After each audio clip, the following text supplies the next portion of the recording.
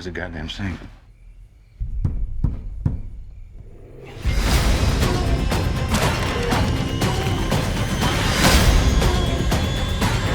Let's go!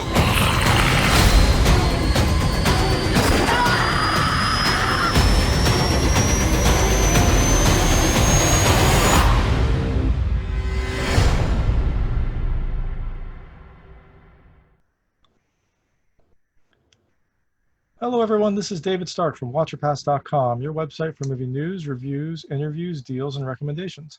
Today we're joined by Mr. Aaron B. Koontz, the writer, director, and producer of the all-new horror western film The Pale Door. It stars Zachary Knighton, Devin Druid, Noah Segan, and Melora Walters.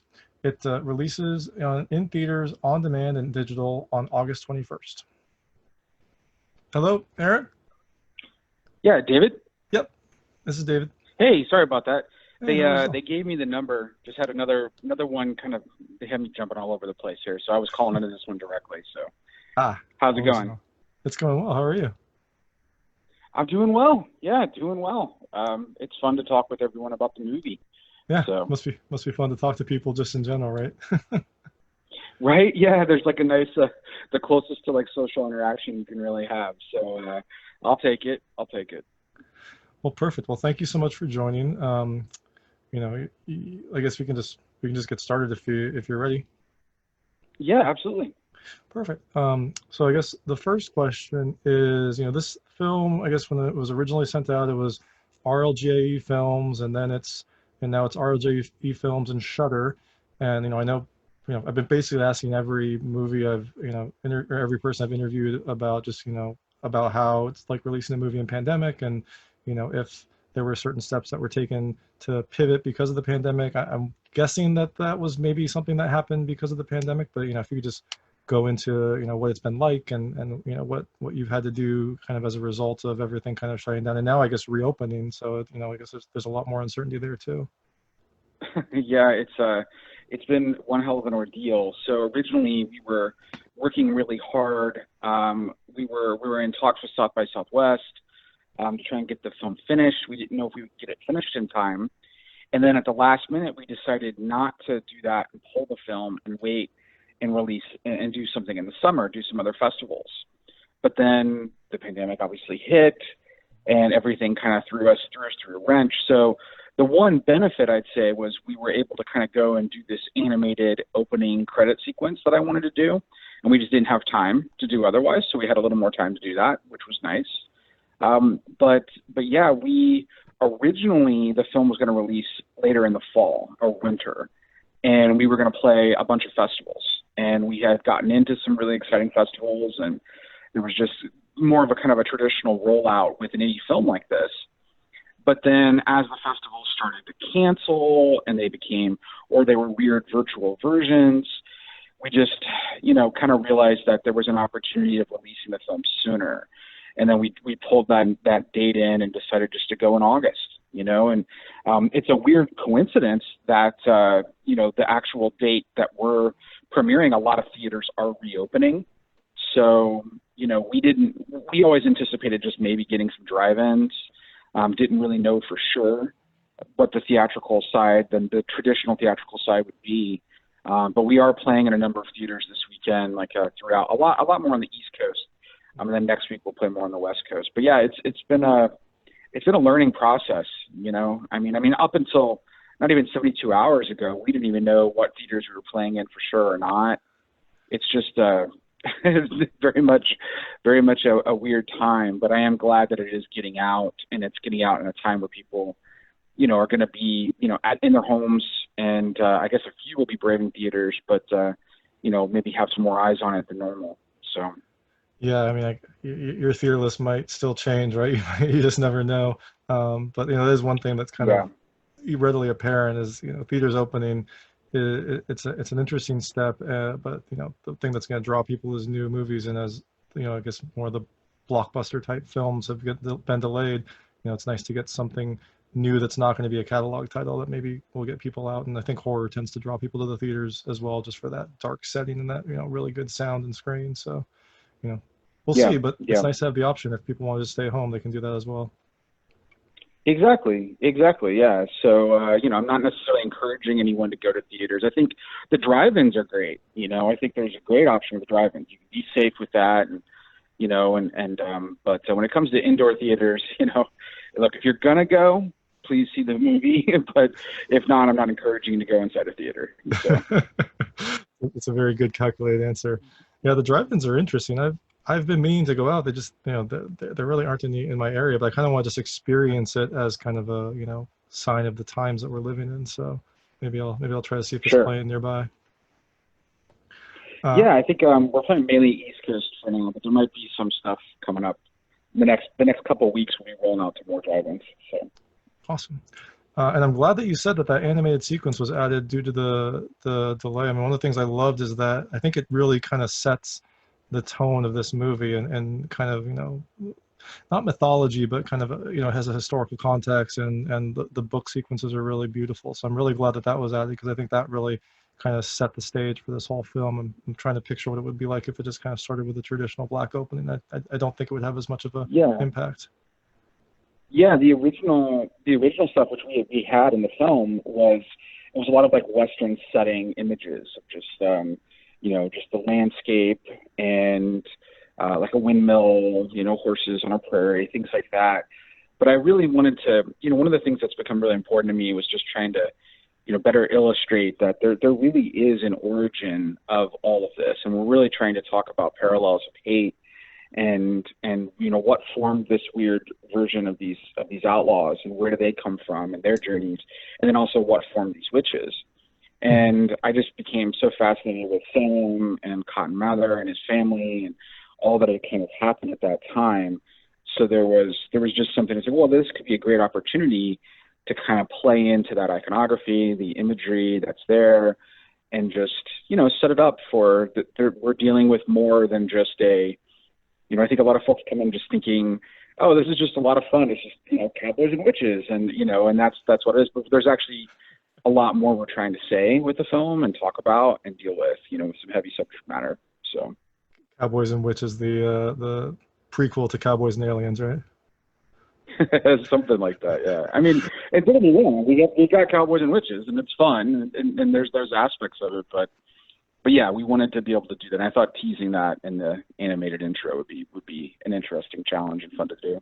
Agreed.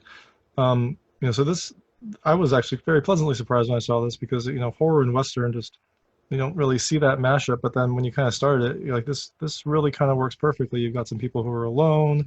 You don't have technology to kind of get in the way. They're kind of isolated, and it kind of is a perfect marriage. So it sounds like you were trying to explore some deep themes when you were thinking about this and writing. But I guess what kind of inspired this mashup, and I guess what was your impetus for this? Yeah, I mean, look, I had always wanted to write a Western, and I had a screenplay with Cameron Burns, my co-writer, that was, I don't know, it got a little too pretentious at times, and we were doing this really violent thing, and I just didn't think that it worked. So I just didn't think the second half of it worked. But I really love the characters, and I love this idea of this group of outlaws and teasing these different backgrounds and what that could be, and done a lot of research on what gangs actually looked like at that time. I mean, I think a lot of, American Western cinema, and I mean by Western, I mean truly the Western motif cinema, has just a very whitewashed approach to what these gangs look like. And I was like, oh, there could be diversity here. There's like opportunities to do that. And that was exciting for me. But then we had to find a way to pair that with something formidable. And I was asked to pitch a witch movie to Universal a few years back. And they asked me, like, oh, do you have any witch stories? I was like, yeah, of course I do. And then that night, I'm like, okay, Cameron, we got to come up with a witch story. Like, what do I have to pitch to Universal? And so we took this idea of this weird kind of like violent Western that wasn't really working, and then brought witches into the play, and that really was exciting. And I thought there was something kind of cool about that. So. But yeah, so we, that kind of formed this like new idea, and then was later able to kind of pair with the Lansdale family and help kind of, rework that in a little bit. And it was a lot of fun.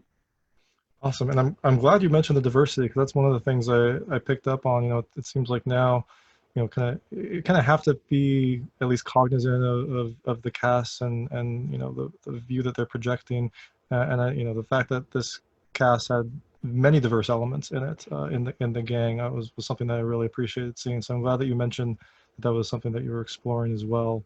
And actually in your research that you found that that's the case. That's a really important point, I think, for any movies, and particularly westerns. Yeah, yeah, definitely. I just didn't see it represented a lot, and I thought it could add first, some unique dynamics within the gang as well, and talk about how those folks came together. So, excuse me. But yeah, it was fun to do. And so going to the cast, they were really fun to watch. I think a lot of them this might have been their first western. I didn't research everyone extensively, but it seemed like a lot of them kind of were in their first western. So I guess how did you go about kind of finding them and filling out the characters? Is it just you kind of put it out there and see who wanted to do it, or?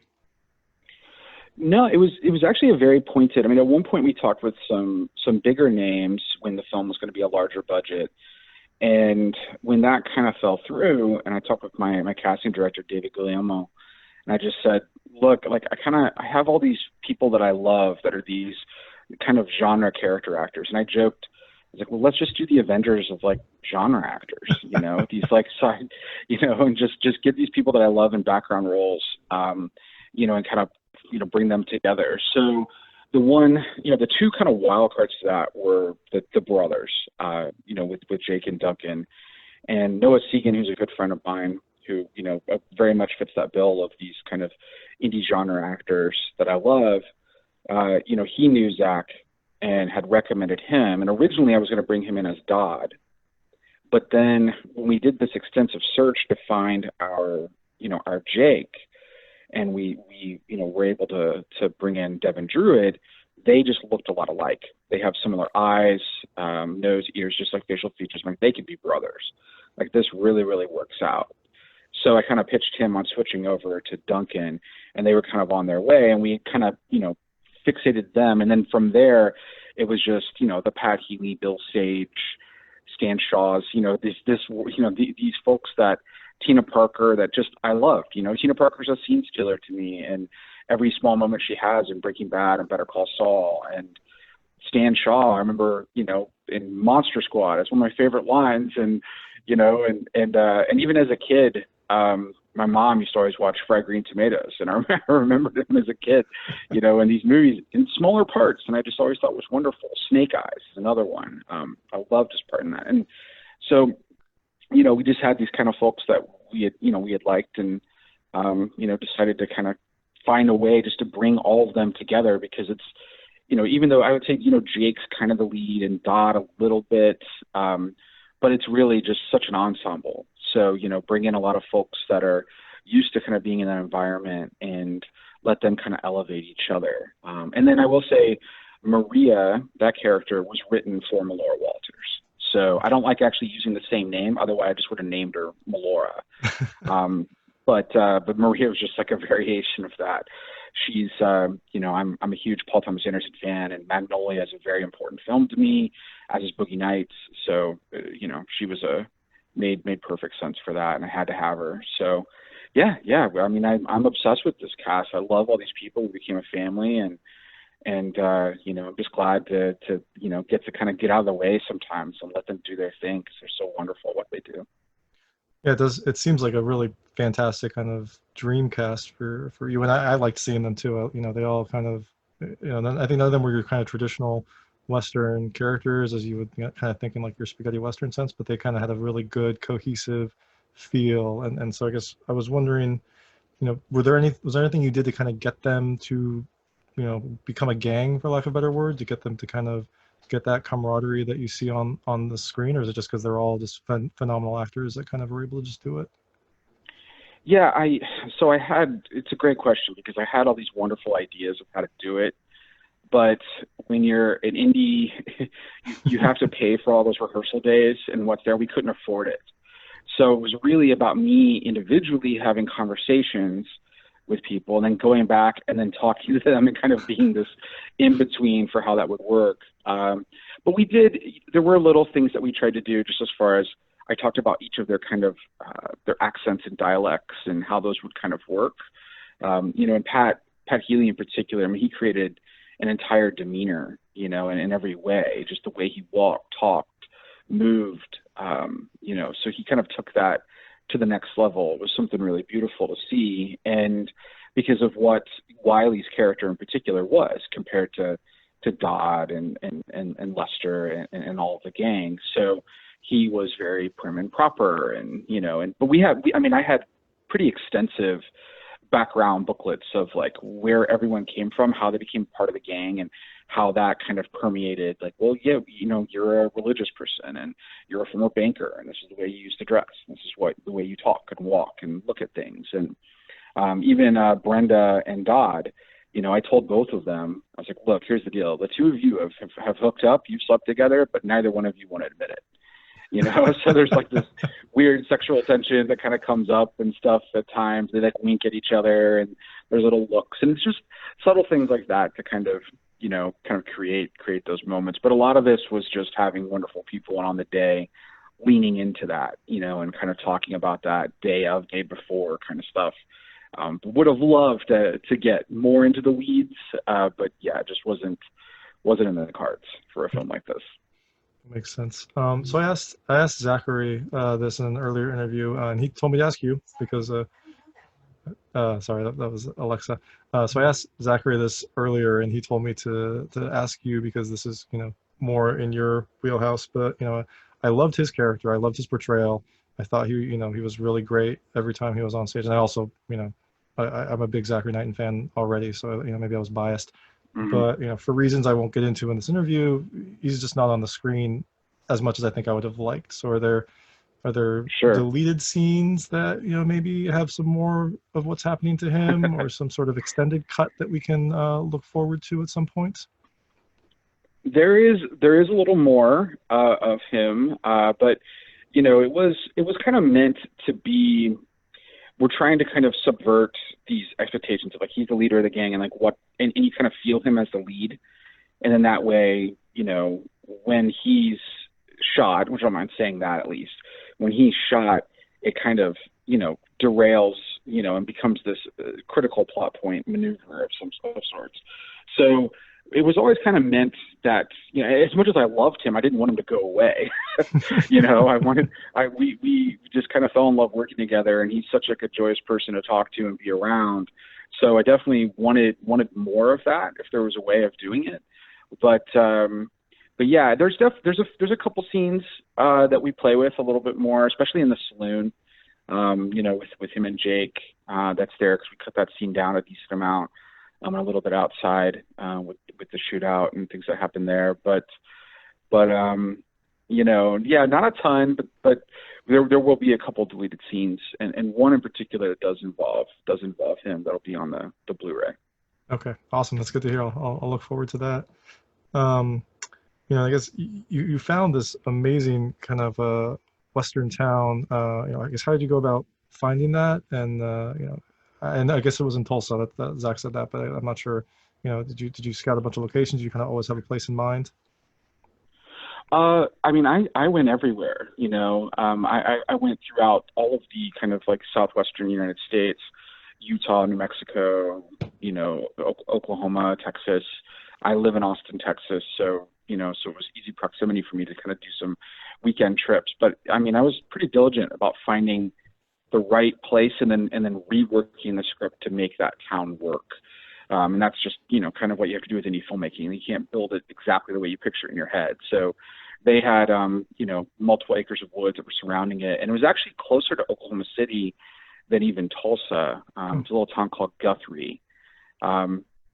And yeah, I mean, it was, you know, they did destination weddings. So people would go there to kind of, you know, just to do this Western style wedding. And there was something that I thought was a lot of fun of this place where people professing their love and then just do the horrible things that we were going to do in that town. My cynical self had enjoyment out of that concept. So, but yeah, no, it was a great little town. I was able to keep everybody pretty contained. And I actually lived in that town for the duration of the shoot. So, and a lot of the producers, a lot of our crew, about 30 of our crew members lived right there. So the brothel fight and all that, those rooms were rooms where crew were living in, and we moved them out for the day we were shooting in there, and then moved them back in. So, but that's what indie filmmaking is. So, yeah, you really get a feel for the place. Yeah, completely. So I don't want to keep you for too long. I know you have a time constraint, so I'm just going to move to, I call it the lightning round, but I guess for this movie, maybe we can call it like the witching hour or something. It's Okay. just a bunch of pretty fast questions. You can answer as much or as little as you want. Just things in the movie that I noticed that, I want to see if you've done them, or characters, interactions. I want to see if they had some sort of, some sort of basis in you, or things that you might do. So pretty quick, pretty lightweight. Feel free to plead the fifth if you don't want to answer one, but I try to keep them all answerable. So, Okay. first off, before filming this movie, have you ever ridden a horse? As a kid, and then I did not ride a horse during the movie at all. So, because I didn't trust myself, and they kept warning me about like if they don't know you and for the time they'll buck you off. So. But no, yeah, not a horse rider myself on any level. Have you ever fired a revolver? I have not, and I did not on set either. So I talked a lot about them. I pointed out the ones that they needed, and we had very specific gun choices with my armorer that we worked out. Like Brenda has this like comically large gun with her character that was really great, and I thought was fun. But it was also similar to I can't remember her name right now. Birdie, I can't remember her name, but the one of the characters she's loosely based off of a real historical character had a long gun like that. But no, I'm not. Not a gun person at any level, and didn't hold any the entire set. So going to Brenda's gun, I loved that her two revolvers were different. I think that's probably more what it would be like back then. You kind of scavenge what you can and get what you can. So I love that she had two very different revolvers. Completely, yeah, that was part of it, yeah. Have you ever boarded a train, either moving or stopped? Now I have. So, and then we got to do a little tour of where we shot that. It was at the Train Museum in Oklahoma City, and so I mean, I think I've done not anything like that, not like a steam engine train, like a real, 1890s, 1900s steam engine train. I'd never been on anything like that before, but had been on some other like smaller trains, and then like the Amtrak, but I don't really count that. So, what is your favorite horror movie? Oh goodness, my favorite horror movie. I mean, my favorite film of all time is Jaws, and Jaws is a horror film. So by technicality, I guess that's the case because Jaws is a monster movie. It's so I still consider it a horror film. But I love The Thing. I love John Carpenter's The Thing from it was 82. That movie just has blown me away. I love Alien. And recently, I'm rather obsessed with Us, Jordan Peele's Us. I think it's a brilliant film, and has really, I did an entire podcast on it, and my thoughts of what he's doing. I just thought it was just beautiful. I mean, I'm a horror aficionado in every way. So I have multiple horror tattoos, and it's just that's a big part of my life. But Jaws is going to be, Jaws to me is everything. That's the pinnacle of cinema for me. That's a good answer. Zachary also said The Thing and Alien. So. Oh, not surprised. Yeah. Him and his wife, like they'll text me like, "Hey, give me a recommendation for a horror film for this weekend or whatever." They get in the mood. So that's it. Yeah. What's your favorite Western movie? Favorite Western? Goodness. So of the modern Westerns, I would say I like 3:10 to Yuma, the remake that James Mangold did. I love that in particular. But when we go to classic Westerns, it's probably The Wild Bunch. Bring Me the Head of Alfredo Garcia, I think, is also really, really, really great. The Peck and Paw film. I'd say Wild Bunch. Perfect. What's your worst hotel stay? Because this movie has a pretty bad hotel stay. So. That's true. My worst hotel stay. Goodness. I was in a hotel in Indianapolis, Indiana, and a person was shot in the alleyway right below the window I was at. Oh, wow. And I witnessed the person running away, and I ran down to help them. And then that alone is tragic enough. And then when I was running, I was barefoot, and I like tripped and hit my foot and like knocked my toenail off my toe. And I'm like bleeding, and this person's bleeding, and I'm calling up. I mean, it was like a comically, the person was okay, they survived. But it was a pretty crazy scenario. It was pretty awful. Yeah, that sounds awful, but good on you for having that reaction. I think maybe some people might just, not wrong to stay in their hotel and try to not get involved, but good on you for running out there and trying to help. Yeah, I mean, don't get me wrong. The person with the gun was no longer in the alley. I will say that I'm not some superhero, but I was, if they were still there with a gun, I don't know. I probably would have just called, because I did not have a weapon, as we've established. I'm not a gun person, so wouldn't have even known. But yeah. I mean, once I saw they had run away, I was going to go take care of them. So. Would you rather face witches or outlaws / bandits?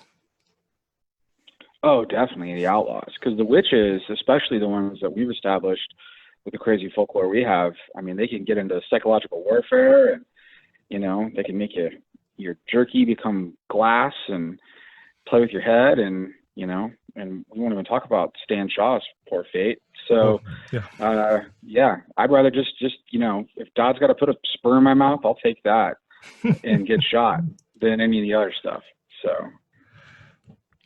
So Brenda says that she's more of a bourbon girl in the film. What's your go-to drink? I love that line from her. Was that written, or was that improv? That was written. Like, anybody got a thistle do? I remember researching what they drank at the time, and and I love her right after that. Anybody got a thistle do? And the way she says it is just so great. Tina's delivery is wonderful.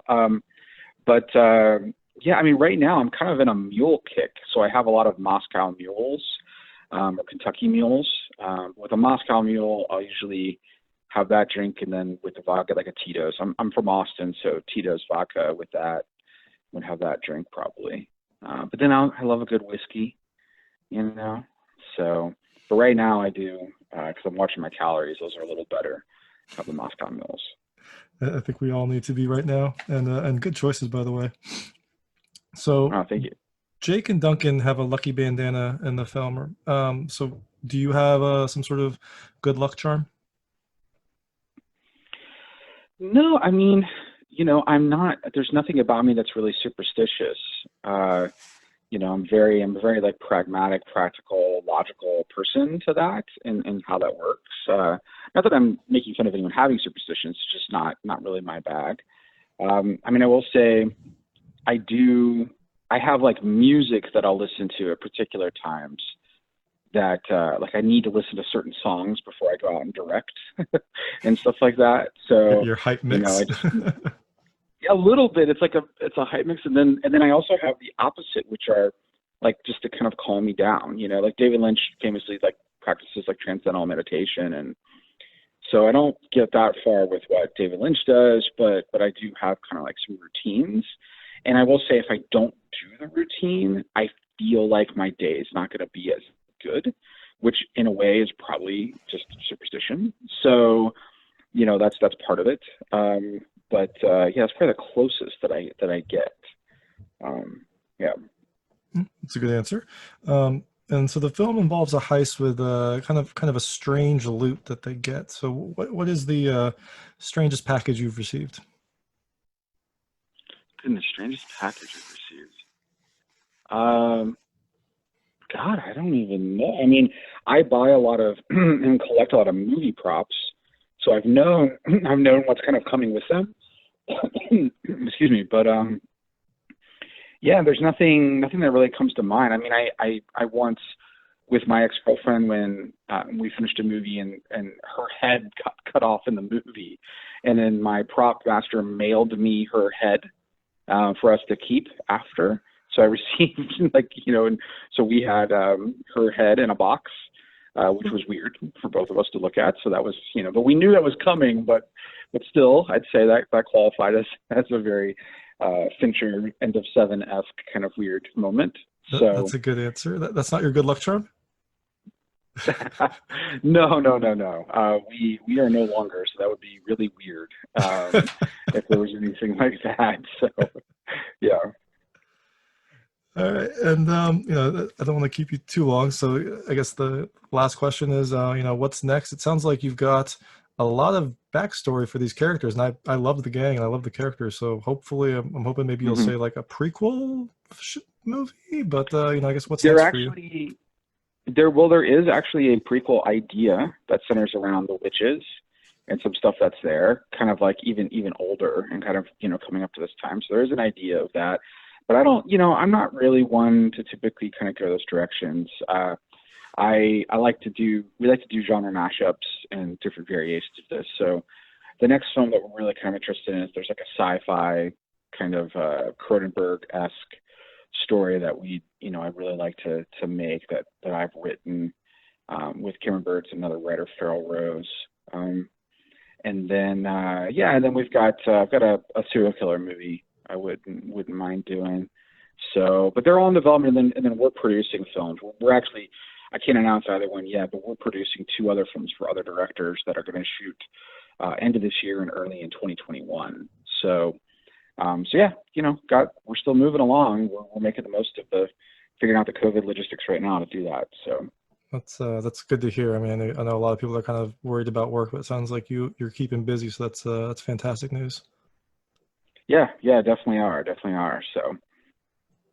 Well, awesome. Thank you so much for joining me and for this great conversation. And for everyone else, The Pale Door comes out in theaters. It might be in your town, on demand and on digital on August 21st. It's an interesting horror Western mashup with just a fantastic cast and a lot of people you probably have seen before, but maybe not in starring roles. So it's a really interesting one to check out. And thank you so much for joining me. Yeah, no, thank you so much for having me. I really appreciate your time. Yeah, thank you. If you like this interview and you want to see more from us, please like and subscribe. The information is at the end of this video and it's also in the description. It helps us out a lot. It'll help make sure that these videos keep coming and come straight to you. And as always, please check out watchyourpass.com for all your movie news, reviews, interviews, deals, and recommendations. Thank you.